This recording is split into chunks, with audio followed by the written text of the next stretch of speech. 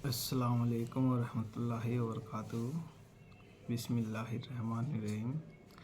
आज का जो ब्लॉग बना रहे हैं हम वो बना रहे हैं हज के बारे में। हज 2024 का सफ़र। तो जिन इकराम हुज्जात ने साथियों ने अब के इस साल हज के लिए अप्लाई किया है, तो उनकी जो पहली इंस्टॉलमेंट थी वो होनी थी 81,800 रुपया। ठीक है। और इसकी जो पहली तारीख थी 81,800 रुपये जमा करने की 14 फरवरी 2024 तक लास्ट जमा हुई थी फर्स्ट इंस्टॉलमेंट। और अब जो सेकंड इंस्टॉलमेंट आई वो आई हुई 1,70,000 रुपये की। 1,70,000 रुपये एक हाजी ने जमा करने हैं। अगर 2,000 है फैमिली में से तो उसको दो प्लस कर लेंगे, 1,70,000 प्लस 1,70,000। ठीक है। और ये जो आखिरी तारीख है 1,70,000 जमा करने की सेकंड इंस्टॉलमेंट, ये 18 मार्च है, यानी कि कल मंडे के दिन। अब ये लास्ट डेट पहले थी 10 मार्च, लेकिन बीच में 3 दिन बैंक बंद रहे, फिर इसको बढ़ा के 12 किया गया, अब इसको 18 कर दिया गया हज कमेटी ऑफ इंडिया की तरफ से। जो भी साथी जा रहे हैं उनको इंस्टॉलमेंट जमा करनी पड़ेगी। पहले पिछले साल और उससे पिछले साल ये होता था, अगर आपके पास पूरे पैसे नहीं इंस्टॉलमेंट के हो पा रहे इकट्ठा, तो आप उसमें थोड़े से जमा कर देते थे, कुछ बाद में कर देते। लेकिन हज कमेटी ने इस बार रूल चेंज कर दिया, जितनी भी आपकी पेमेंट है इंस्टॉलमेंट वो आपको पूरी जमा करनी पड़ेगी। तो ये जो इंस्टॉलमेंट जमा हो रही है यूनियन बैंक ऑफ इंडिया और स्टेट बैंक ऑफ इंडिया, आप वहाँ से चालान भी जनरेट कर सकते हैं और ऑनलाइन के थ्रू भी जमा कर सकते हैं। ठीक है। और जो भी साथी अब के हज पे जा रहे हैं, अब जो पिछले साल भी उनको हाजियों को जो हज कमेटी पैसे जमा कराती थी, उसमें 2100 रियाल खर्च करने के लिए देती थी हाजियों को, जो वहाँ पर खर्च करते थे। और जो अजीजिया की है बिल्डिंग में जहाँ हाजी जाके ठहरेंगे रुकेंगे, वो मस्जिद हरम से लगभग 8 से 10 किलोमीटर के दायरे में होगी। वहाँ पर आपको ठहराया जाएगा। ठीक है। उस बिल्डिंग में वहाँ पर आपको ठहराया जाएगा। और जो हाजी अब जा रहे हैं, अब उनकी जो थर्ड इंस्टॉलमेंट जमा होगी इस साल हज 2024 के लिए, वो इसी रमज़ान के आखिरी हफ्ते में जमा होने की पूरी उम्मीद है। ठीक है। और रमज़ान के आखिरी हफ्ते में आखिरी इंस्टॉलमेंट जमा होगी। उसके बाद हाजियों को ईद के बाद ट्रेनिंग दी जाएगी, और ट्रेनिंग देने के बाद उनको अपना वैक्सीनेशन जो मेडिकल वो बनेगा, सर्टिफिकेट वो बनवाना होगा, एक मेडिकल कार्ड बनेगा जो भी हाजी इस साल जा रहे हैं। ठीक है। और मेडिकल कार्ड के साथ साथ हाजी जी ने अपनी आपकी तैयारी खुद करनी, और उनको 20-20 किलो के 2 ट्रॉली बैग लेके जाने होंगे। एक बड़ा कैरी बैग नहीं ले सकते, 40 किलो का आपको उठाने में दिक्कत होगी, और 7 किलो आपके हैंड बैग में रहेगा। और जो आपके रियाल लेके जाते थे आप वहाँ खर्च करने के लिए, वो आप इस साल आपको खुद ही अरेंज करने होंगे, और अपना ट्रॉली बैग भी आपको खुद ख़रीदना होगा। पहले हज कमेटी इनके पैसे जमा करा लेती थी, एक किट देती थी आपको, लेकिन पिछले साल से वो किट बंद कर दी। तो अब आपको उसकी खुद ही वो करनी पड़ेगी तैयारी, खुद ही उसको परचेज़ करना पड़ेगा।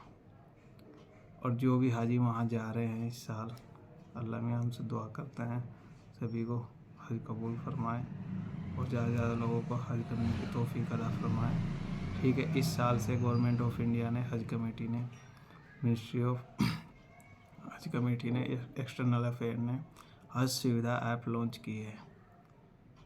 ठीक है। हज सुविधा ऐप में आपको वहाँ लॉगिन करना होगा अपने रजिस्टर्ड नंबर से, और उसमें आपको बहुत सारी सुविधाएं मिलेगी।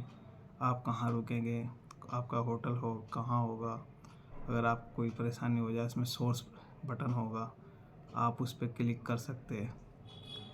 उस बटन से आपको हेल्प मिल जाएगी, जो वहाँ आपके नियरेस्ट हेल्प सेंटर होगा इंडिया के, वहाँ से आपको हेल्प मिल जाएगी। अगर आप कहीं रास्ता भटक जाते हैं या अपना होटल भूल जाते हैं कहाँ रह रहे हैं रूम नंबर, तो आप उस ऐप का अपने मोबाइल में इंस्टॉल रखें, उससे आपको इंशाल्लाह बहुत फ़ायदा होगा। उसी ऐप के ज़रिए आप मेडिकल सेंटर खोज कर सकते हैं कहाँ पर है।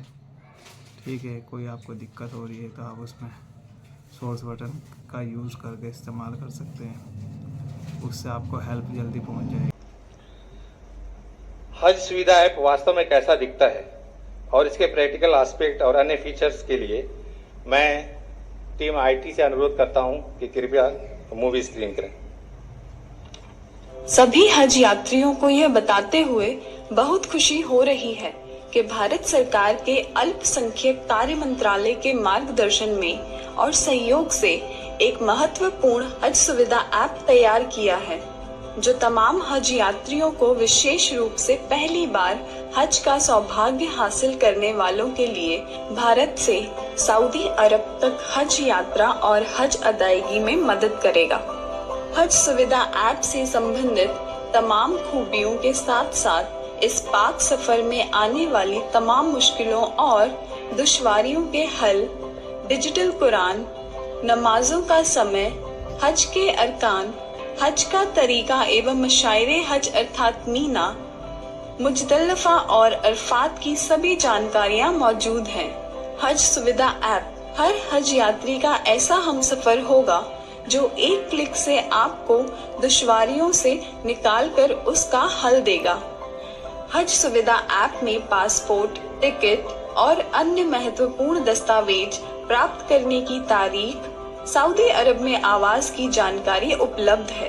इसकी खूबियों का फायदा उठाएं और अपना कीमती समय इबादत, हज, दुआओं एवं मुकद्दस मुकामों की जियारत में लगाएं।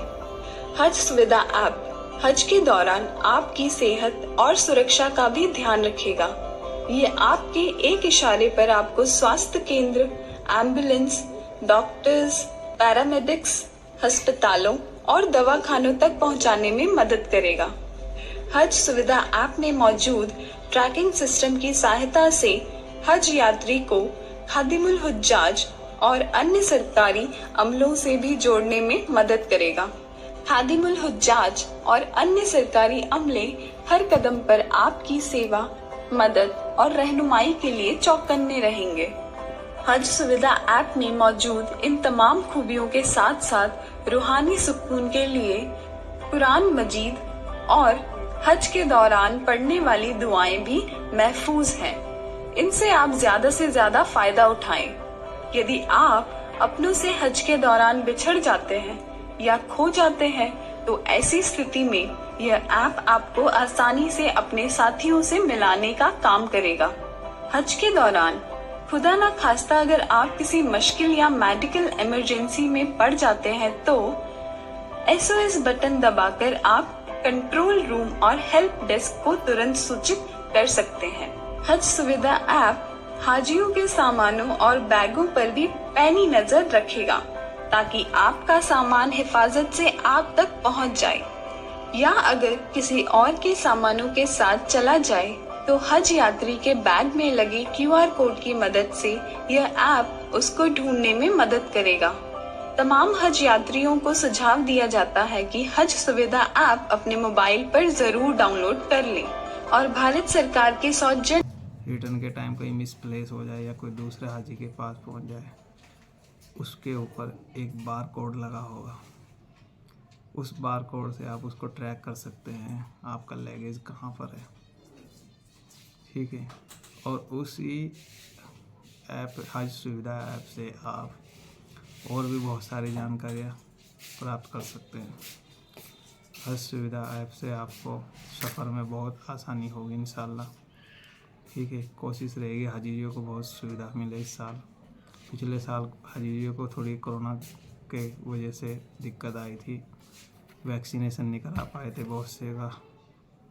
वैक्सीन सर्टिफिकेट भी वो होना बहुत ज़रूरी है। 3 वैक्सीन कोविड की हाजियों के लगी होनी चाहिए और ये वैक्सीन लगवाना लगभग कंपलसरी है जो 20 साल हज पे जा रहे हैं। ठीक है, और वीडियो को आप लाइक करें, सब्सक्राइब करें और अच्छी लगे तो शेयर करें और वीडियो को प्लीज़ स्किप करके ना देखें। ठीक है, हो सकता है आप इसमें से कुछ मिस कर जाएं, कुछ पार्ट जो आपके अहम जानकारी हो। हम आपको दोबारा फिर याद दिला देते हैं, आपकी सेकंड इंस्टॉलमेंट जमा करने की हाजिरियों की इकराम शुजात की 18 मार्च 2024 लास्ट डेट है। और जिन हाजिरियों का अभी वेटिंग क्लियर हुआ है, वेटिंग में नंबर आया है वेटिंग के ज़रिए, उनको अपने फर्स्ट इंस्टॉलमेंट 81,800 और सेकंड इंस्टॉलमेंट 1,70,000 एक साथ जमा करनी होगी। जिन हाजियों का भी नंबर आया वेटिंग लिस्ट क्लियर हुई, और अभी कुछ स्टेट में वेटिंग लिस्ट चल रही है, देखते हैं उसमें से अल्लाह में कर दे हाजियों का कितना का नंबर आता है। और आपकी फ़्लाइट जहाँ से आपने बोर्डिंग करा है ये रमज़ान के 1 महीने के बाद स्टार्ट हो जाएगी।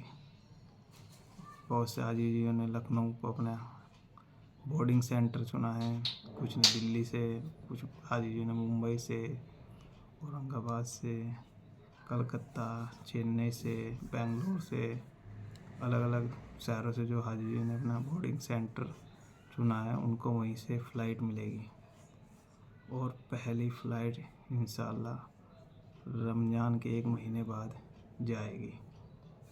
और इस साल हाजियों को हज के सफ़र के लिए वहाँ 40 से 45 दिन रुकने के लिए इंतज़ाम किया गया है।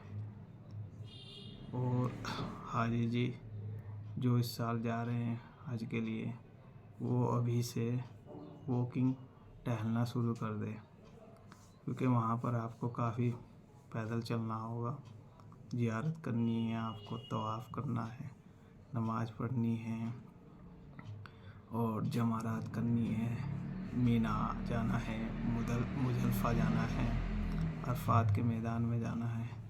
तो वहाँ आपको सब ज़्यादातर पैदल ही चलना होगा। जबकि दूसरी और हरम शरीफ से आप मेट्रो के ज़रिए भी मीना मुज़दलिफ़ा जा सकते हैं। अरफ़ात के मैदान वहाँ मेट्रो भी चलती है और आपको बस के ज़रिए भी वहाँ जाने का सुविधा मिलेगी। आपको जो टूर गाइड होगा वो आपको बता देगा कि आपको वहाँ कैसे जाना है। सभी जो हाजी जी इस साल हज के लिए जा रहे हैं उनको एक चीज़ बताना चाहता हूँ, आप अपने रियाल करेंसी को कन्वर्ट कर लें लोकल बाज़ार से। अगर आप एयरपोर्ट से करते हैं तो वहाँ पर आपको 5 से 6 रुपया एक्स्ट्रा देना पड़ेगा पर रियाल पे। बाज़ार में आपको जो मार्केट रेट चल रहा है उस रेट पे आपको रियाल मिल जाएगी। और हाजी जियों को भी बुकिंग कर देना चाहिए स्टार्ट जो जा रहे हैं, ठीक है। और दुआ में इंशाल्लाह याद रखना और हमारे लिए भी दुआ करना कि हम भी हज पे जाए इस साल, ठीक है। और आपको अधिक और जो भी जानकारी आएगी वो हम आपसे शेयर करेंगे। हज के रिगार्डिंग जो भी आएगी आगे अपडेट आता रहेगा वो आपको हम बता देंगे। और दुआ करते हैं इंशाल्लाह आप सभी को अल्लाह मियाँ हज कराए, ठीक है। अच्छा, और आज का ब्लॉग यहीं पर समाप्त करते हैं और आपसे इजाज़त चाहते हैं। नेक्स्ट ब्लॉग के ज़रिए आपको जो भी नई इन्फॉर्मेशन होगी वो दी जाएगी। अच्छा, अस्सलाम वालेकुम व रहमतुल्लाहि व बरकातुहू।